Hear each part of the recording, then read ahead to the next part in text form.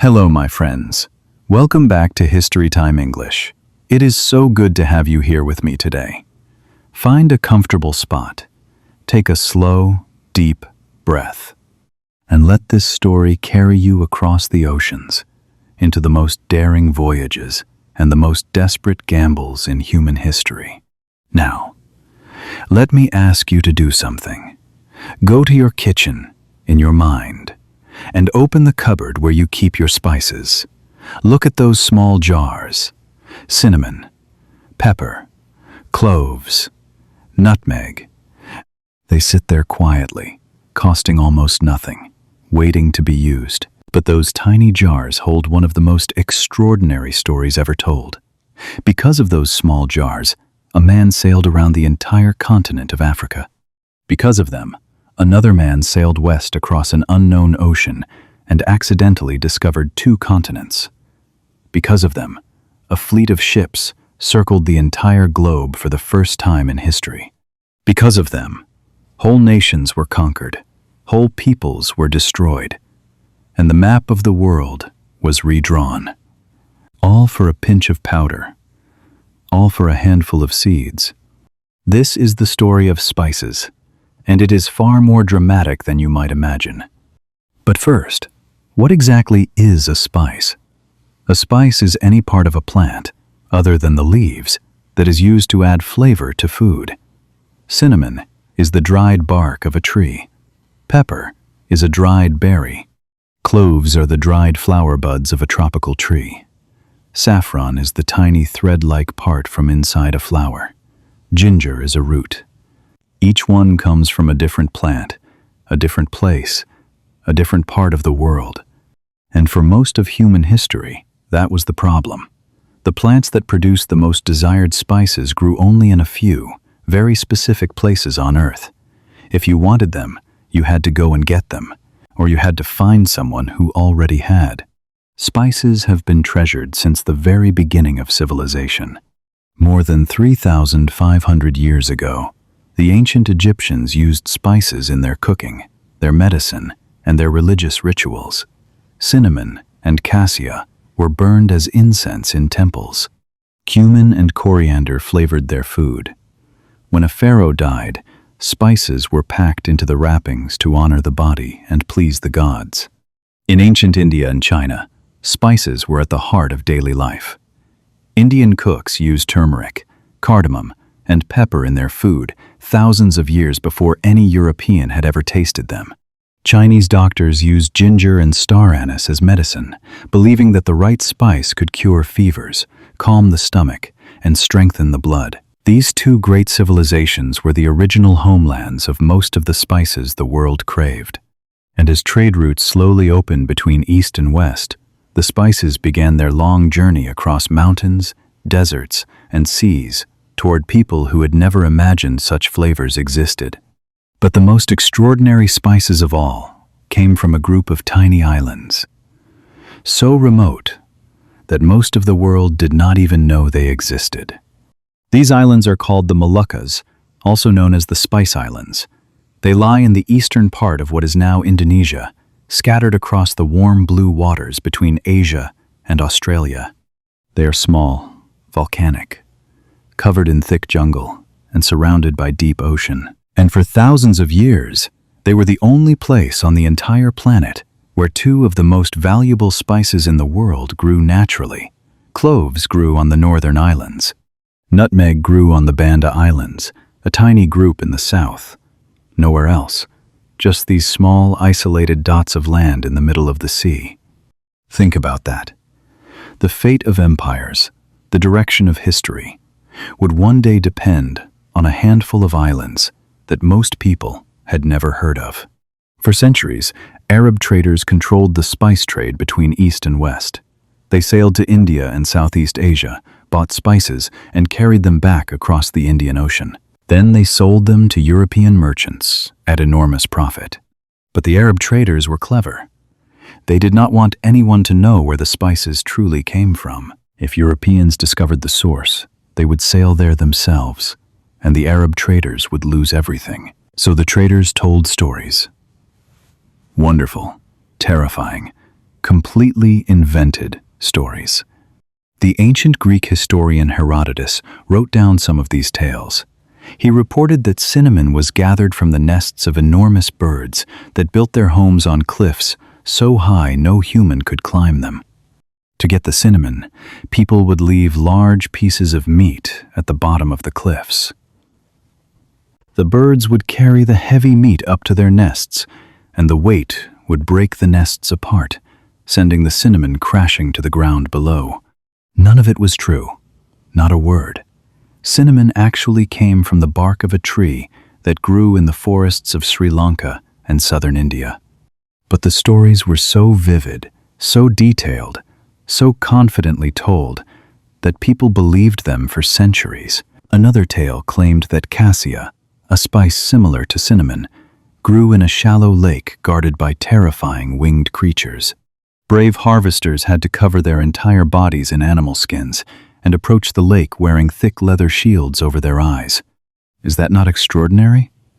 The traders did not just sell spices, they sold mystery, and the mystery made the spices even more precious.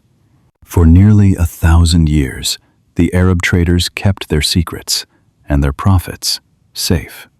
When the spices finally reached Europe, they were worth a fortune.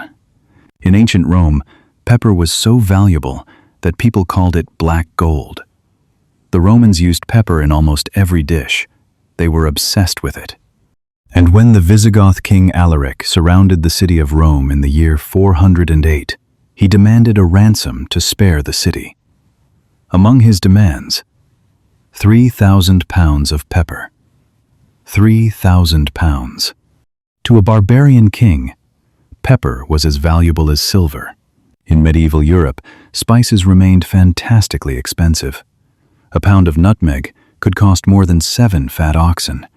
A small bag of saffron was worth its weight in gold.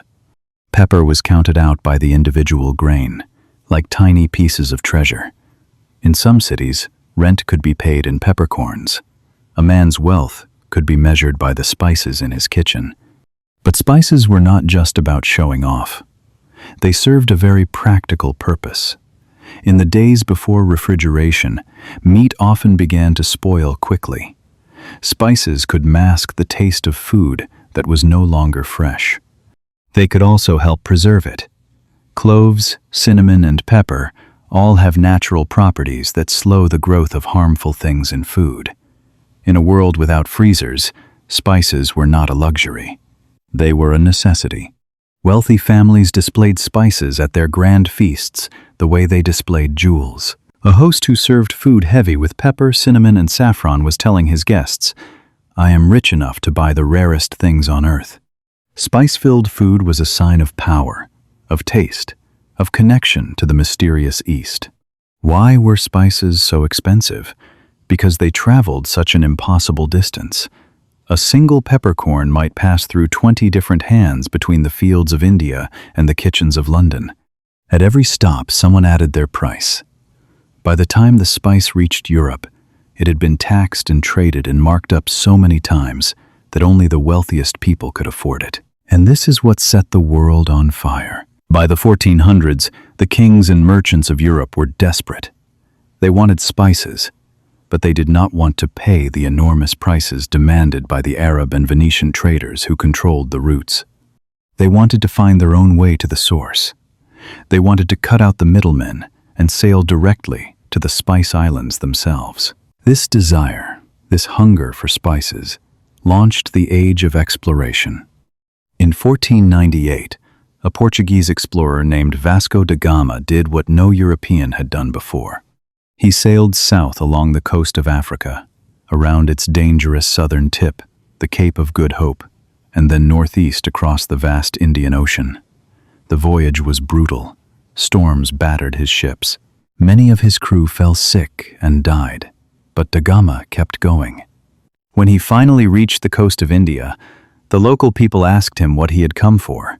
His answer was simple: Christians and spices. He loaded his ships with pepper, cinnamon, and ginger. When he returned to Portugal, the cargo he brought back was worth 60 times the cost of the entire expedition. 60 times. Portugal had found the sea route to the spice lands, and the world would never be the same. 6 years earlier, in 1492, an Italian navigator named Christopher Columbus had tried to reach the spice lands by sailing west, across the Atlantic. He never found the spices.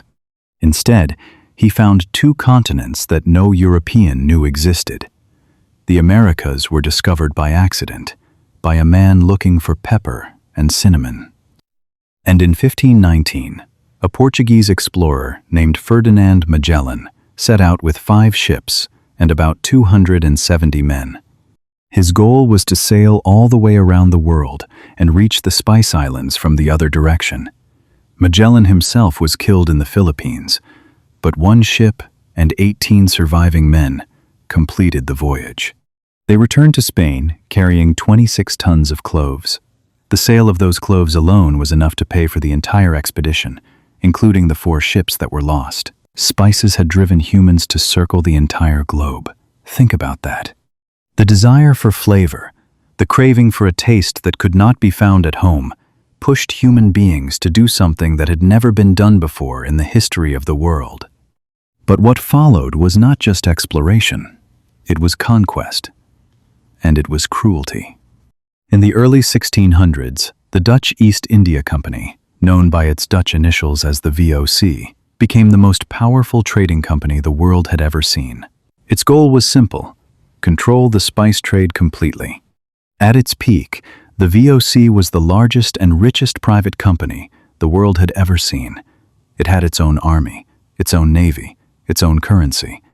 It had the power to wage war, sign treaties, and govern entire territories. It was not just a company. It was an empire within an empire. The VOC focused its attention on the tiny Banda Islands, the only source of nutmeg on Earth. The local people of the Banda Islands had traded freely with merchants from many countries for centuries. But the Dutch wanted total control. In 1621, the Dutch governor sent soldiers to the islands.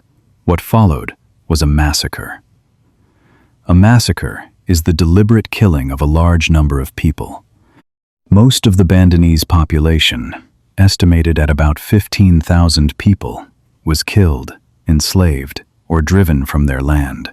The survivors were forced to work on plantations run by the Dutch. An entire people, nearly wiped out, for the control of a single spice. The Dutch guarded their nutmeg monopoly with ruthless efficiency. They burned nutmeg trees on any island they did not control, to make sure no one else could grow them. They executed anyone caught smuggling nutmeg seeds. For more than a century, the price of nutmeg remained incredibly high, and the profits flowed back to Amsterdam.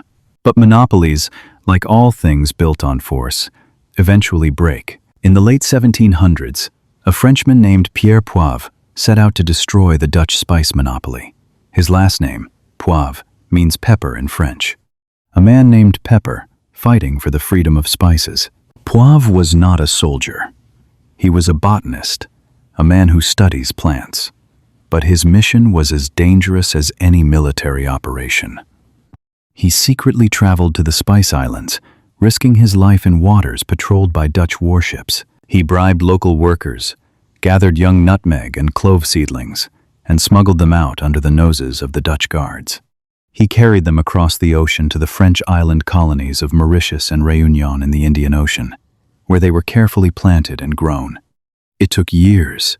Many of the first plants died, but Poivre tried again and again. Slowly, the Dutch monopoly crumbled. Spice plants spread to new lands, new soils, new climates. Prices began to fall. Their control was finally broken. By the 1800s, spice plants were growing in colonies and farms across the tropics. The age of monopoly was over. The age of affordability had begun. Today, spices are grown all over the tropical world. India alone produces more than 70% of all the spices used on Earth. Black pepper grows in Vietnam and Brazil. Cinnamon comes from Sri Lanka and Indonesia. Cloves are harvested in Madagascar and Tanzania, and nutmeg, the spice that once caused the destruction of an entire people, grows quietly on farms in many countries. You can walk into any supermarket in the world and buy a jar of nutmeg for a few coins. You can order a kilogram of black pepper and have it delivered to your door. The spices that men once died for, that empires were built upon, that whole peoples were destroyed to control, now sit quietly on a shelf, waiting to be noticed. The tiny spice islands that once held the world in their grip are now quiet, peaceful places. The great fleets and the terrible violence are gone. The spices that cost more than gold now cost less than bread. And so, my friend, the journey of spices comes gently to its close. Think about what these small, dried fragments of plants have done. They preserved the dead in Egypt. They flavored the feasts of Rome. They filled the dreams of medieval kings. They sent ships across unknown oceans. They drew the first true map of the world. And they destroyed a people on a tiny island who wanted nothing more than to live and trade in peace. Spices are a story about curiosity, about the human desire to know what lies beyond the horizon, to taste what we have never tasted, to reach what seems unreachable. Now, here is what I want you to remember. You are on your own voyage of discovery. Every time you press play on a story in English, you are sailing towards something you cannot quite see yet. Every new word is a new island on your map. Every sentence you understand is a new coastline coming into view.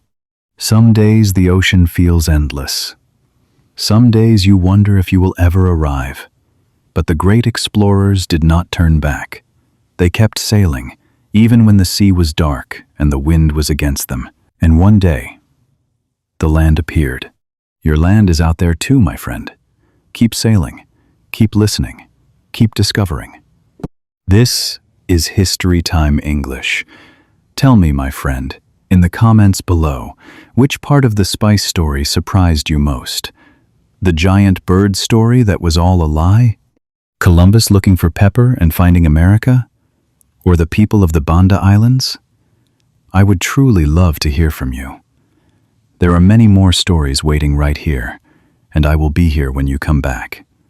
Until next time, take care of yourself and never stop learning.